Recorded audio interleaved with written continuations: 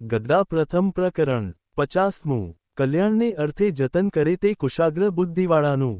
સંવત 1876ના મહાવદી સાત પડવાને દિવસ શ્રીજી મહારાજ શ્રી ગઢડા મધ્યે દાદા ખાચરની મેડીની ઓસરી આગળ પ્રાત કાળે વિરાજમાન હતા અને સર્વશ્વેત વસ્ત્ર ધારણ કર્યા હતા અને પોતાના મુખારવિંદની આગળ મુનિ તથા દેશદેશના હરિભક્તની સભા ભરાઈને બેઠી હતી।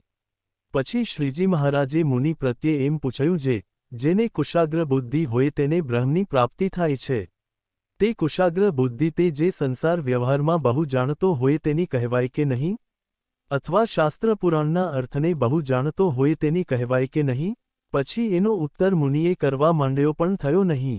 ત્યારે શ્રીજી મહારાજ બોલ્યા, કેટલાક તો વ્યવહારમાં અતિ ડાહ્યા હોય તો પણ પોતાના કલ્યાણને અર્થે કાની જતન કરે નહીં તથા કેટલાક શાસ્ત્ર પુરાણ ઇતિહાસ તેના અર્થને સારી પેઠે જાણતા હોય તો પણ પોતાના કલ્યાણને અર્થે કાની જતન કરે નહીં, માટે એને કુશાગ્ર બુદ્ધિવાળા ન જાણવા, એને તો જાડી બુદ્ધિવાળા જાણવા। અને જે કલ્યાણને અર્થે જતન કરે છે ને તેની બુદ્ધિ થોડી છે તો પણ તે કુશાગ્ર બુદ્ધિવાળો છે, અને જે જગત વ્યવહારની કોરે સાવધાન થઈને મંડ્યો છે ને તેની બુદ્ધિ અતિ ઝીણી છે તો પણ તે જાડી બુદ્ધિવાળો છે। એ ઉપર ભગવદ્ગીતાનો શ્લોક છે જે યાનિશા સર્વભૂતાના તસ્યા જાગૃતિ સંયમી યસ્યા જાગૃતિ ભૂતાની સા નિશા પશ્યતો મુનેઃ।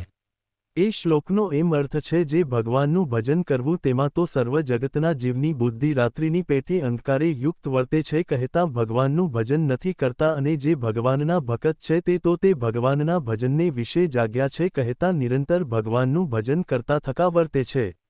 અને શબ્દ સ્પર્શ રૂપ રસ અને ગંધ એ જે પંચવિષય તેને વિશે જીવમાત્રની બુદ્ધિ જાગૃત વર્તે છે કહેતા વિષયને ભોગવતા થકા જ વર્તે છે, અને જે ભગવાનના ભક્ત છે તેની બુદ્ધિ તો તે વિષય ભોગને વિશે અંધકારે યુક્ત વર્તે છે કહેતા તે વિષયને ભોગવતા નથી, માટે એવી રીતે જે પોતાના કલ્યાણને અર્થે સાવધાનપણે વર્તે છે તે જ કુશાગ્ર બુદ્ધિવાળા છે, અને તે વિના તો સર્વમૂર્ખ છે।